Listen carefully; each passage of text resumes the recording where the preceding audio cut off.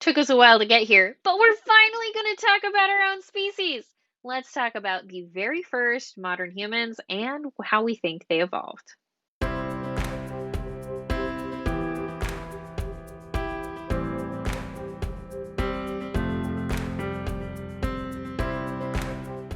The time has come. We're finally going to talk about modern human origins.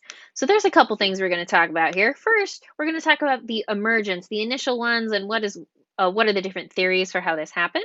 Then we'll talk about the concept of behavioral modernity, then how we disperse from Africa, and lastly, we're going to recap important parts about modern human variation.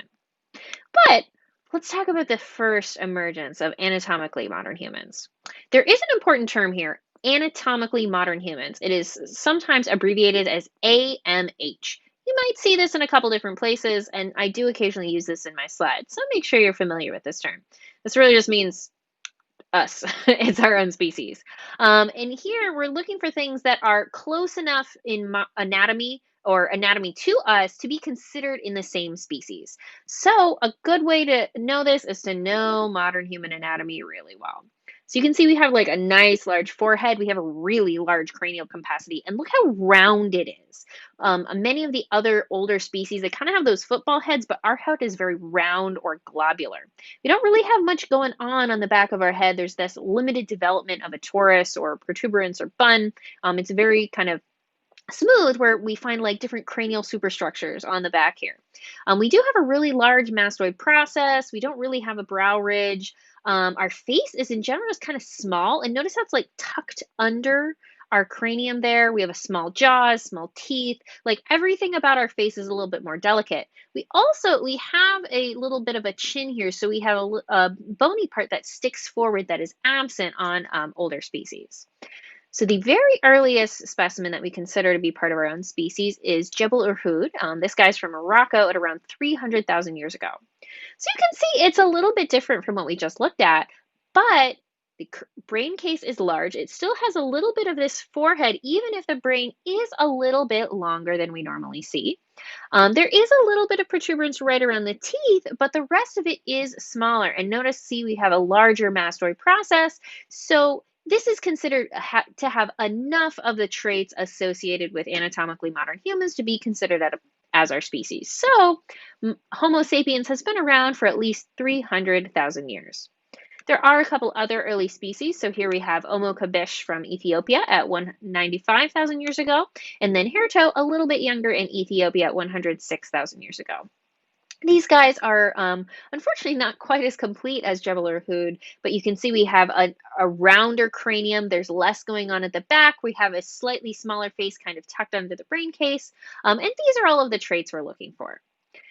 We also have some relatively early species from the Levant. This particular one is Kafsa 9. And what's interesting is it's very close to some Neanderthal sites, but modern humans and Neanderthals occupied Israel at different points in time.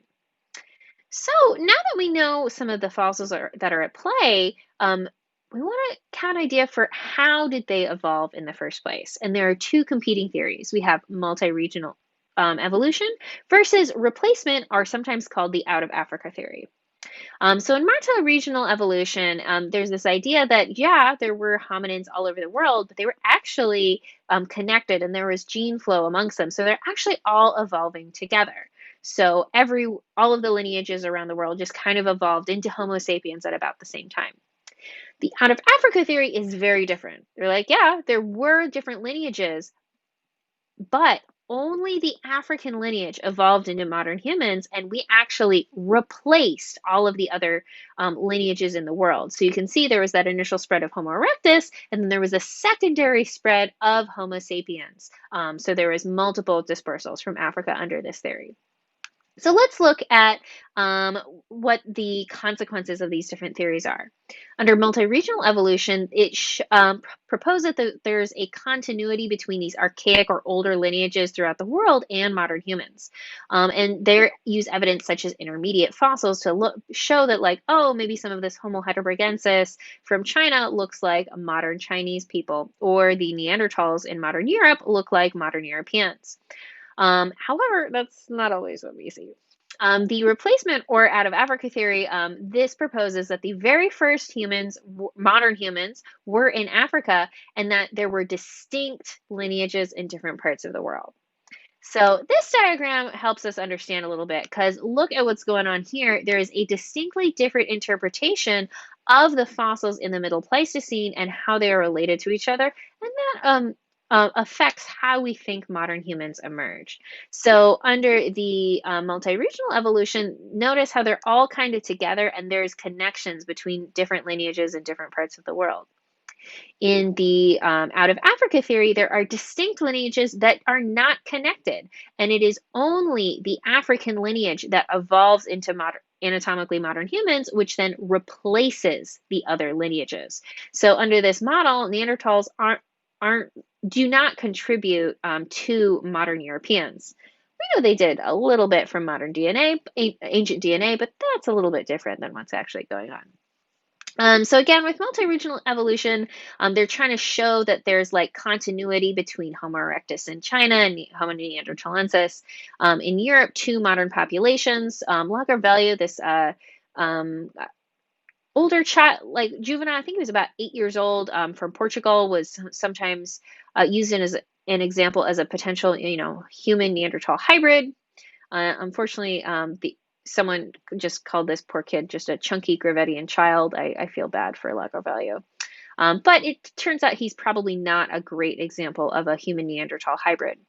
And even though there are some people trying to find similarities between these different crania and to showcase that early modern humans and Neanderthals interbred a lot, it probably is only a little bit. So your mileage may vary.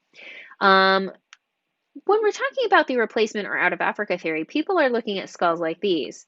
These two are super similar. I have to look really carefully to confirm that they are not actually the same skull twice.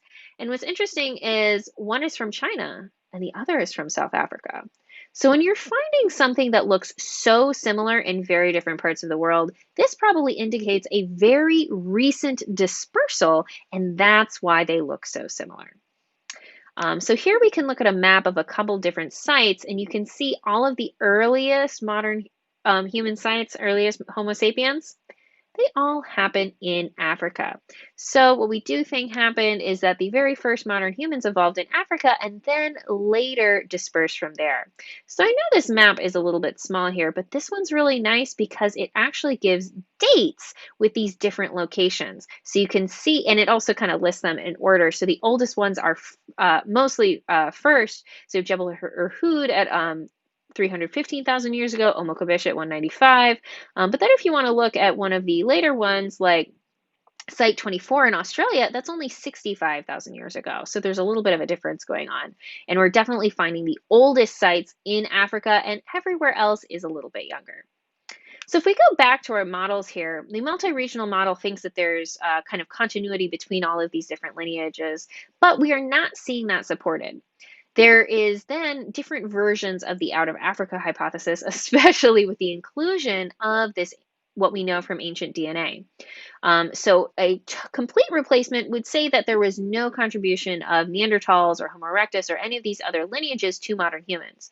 However, now we kind of have a softer model with out of Africa with introgression. So there were a few instances of interbreeding between these ancient lineages of Neanderthals and Denisovans with modern humans, but overall, it wasn't that much. There's like 6% of our DNA came from Neanderthals, maybe like 2% from Denisovans.